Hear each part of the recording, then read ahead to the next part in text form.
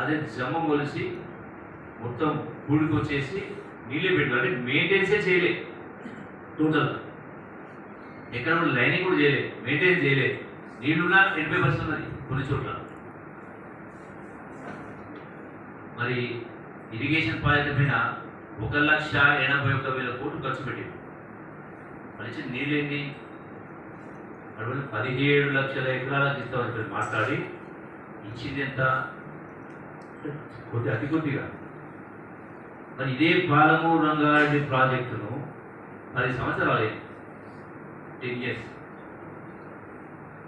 రైతులపైన శ్రద్ధ ఉంటే మరి ఇద్దరు చేదోడు వాళ్ళు ఉన్నారు కదా, బీజేపీ బీఆర్ఎస్ చేతులు కలుపుకున్నారు కదా. అది జిఎస్టీ చట్టమైనా, రైతుల చట్టాల గురించి సందర్భమైనా, ప్రెసిడెన్షియల్ ఎలక్షన్ ఎప్పుడైనా, వైస్ ప్రెసిడెంట్ ఎలక్షన్ ఎప్పుడైనా అన్నిటి సపోర్ట్ చేసింది కదా. మరి ఎందుకు పాలమూరు ప్రాజెక్టుకు మీరు పర్మిషన్ తెచ్చుకోలేకపోయారు? ఎందుకు ప్రాజెక్ట్ పూర్తి చేయలేకపోయారు? మన కాలేజ్ ఎక్కడ పూర్తి పూర్తి కావాలి. స్టిల్ అది కూడా ఇన్కంప్లీటే. మరి పాలమూరుకు సంబంధించి సుమారుగా 15 లక్షల ఎకరాలకు వచ్చేది ఎందుకు పూర్తి చేయలేకపోయారు?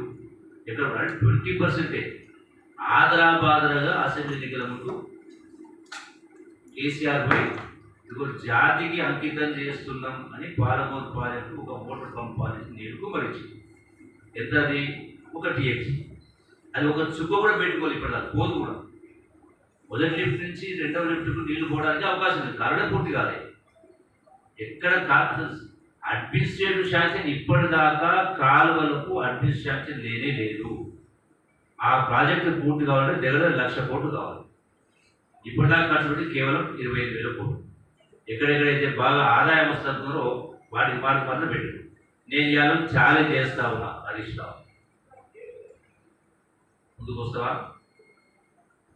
ఏ రచ్చకట్ట గాడి అసెంబ్లీ సాక్షి చెప్పినాడు, ఏ రచ్చకట్ట గాడికి వస్తావో రైతుల పట్ల మీ ప్రేమ రైతుల పట్ల ఉందా, కళల పట్ల ఉందా, దోపిడీ పట్ల ఉందా? హ్యాబిట్స్కి వస్తావా, బషీర్బాగ్ ప్రెస్ క్లబ్ కాడికి వస్తావా, ఇంకెక్కడికి వస్తావా? నేను రుజువు చేస్తా.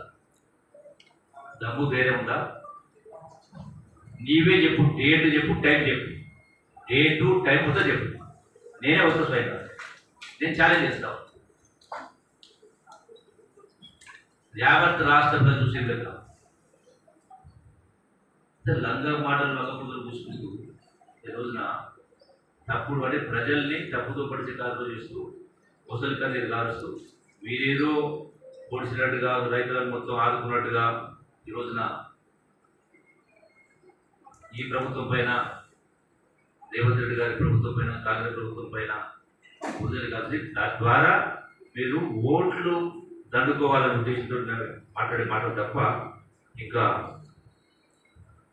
నైతికత తెలియదు.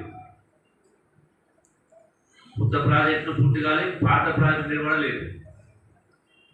ఎట్టెపాడు తీసుకున్నా, భీమాన్ తీసుకున్నా, ఇటు నల్గొండ జిల్లా సొరంగ గురించి తీసుకున్నా, ఎక్కడ కూడా 10 సంవత్సరాలైనా మీరు టనల్ పూర్తి చేయలేదు.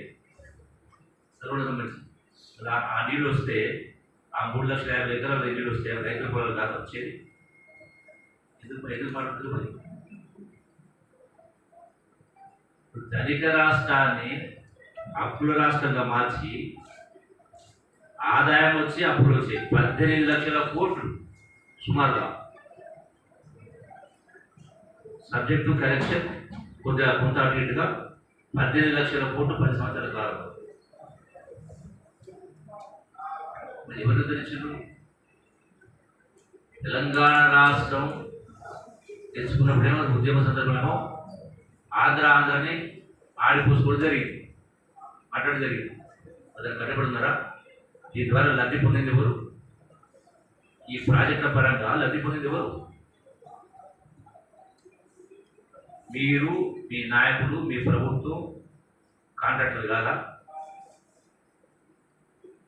ఈ దోపిడీ జరగకపోయి ఉంటే రైతుల అప్పులు పూర్తిగా మాఫీ అవ్వు, డబుల్ బెడ్రూమ్ ఇల్లు పూర్తవు, నిరుద్యోగ వృత్తి వచ్చేది, అందరికి ఉద్యోగాలు వచ్చేది.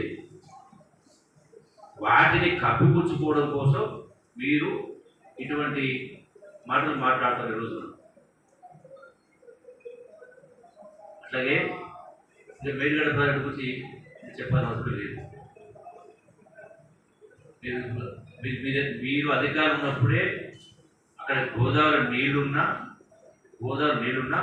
మేడిగడ్డ కుంగిందనే సుమారుగా అనుకుంటే 40-45 రోజులు మీరు పంపింగ్ స్టార్ట్ చేసి ఇప్పుడు మమ్మల్ని పంపింగ్ చేయమంటారు.